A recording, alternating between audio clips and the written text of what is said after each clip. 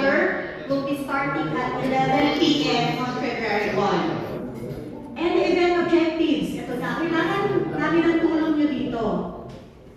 For Manila, we have 30,000 participants. And for Cebu, 30,000. Kaya ba natin, Cebu? Kaya natin, ha? So, kailangan namin yung tulong nyo para to promote and to have more registrations. Kasi para maging natin yung 30,000 and masabi natin na we are one of the biggest running events here in Cebu. And also in Mindanao, we're targeting 7,000 participants.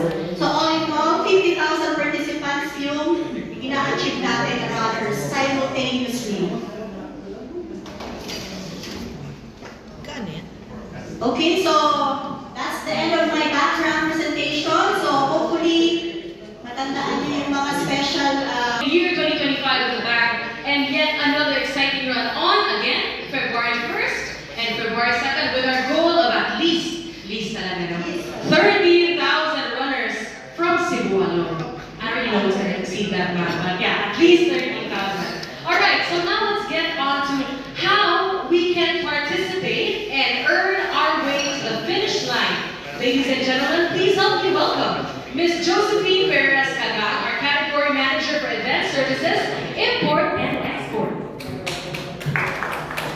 Hello, good morning everyone. So I will be sharing the 2 ways to join the event for Run 2025. So we have the Earn Your Way to the Finish Line promo, which starts last November 27 until December 26, 2024. So we have 1 month promo para po maka-earn yung mga customers natin ng e-stocks and para po makakuha ng free registration code. So, for the current situation, some people participate in running events for fun or to challenge themselves to achieve their personal best time. Also, others join small running events to reveal their stamina, while elite runners seek to compete in international events. And last, running is the one of the easiest and cheapest exercise.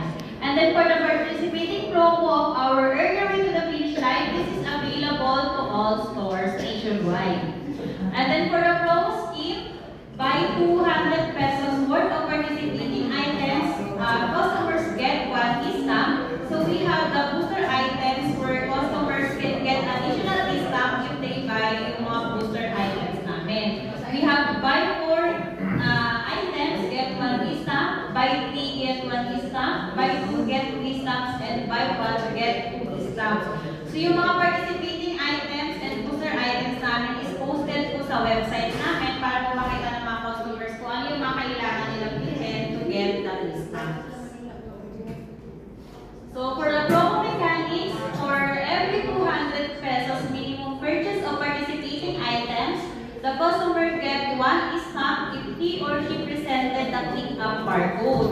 So, para maka-earn si customer ng e-stamp, kailangan po meron silang naka-download ng click-up kasi yun po yung papaskan sa counter para pumasok yung e-stamp. So, kung wala po may present si customer na click-up, wala po papasok na points or e-stamps. And then, for every purchase of booster items, the customers automatically earn an additional e-stamp. So, meron kaming participating items, yun yung mag-avail ng worth 200 pesos. And then, for the booster items, yun po yung merong additional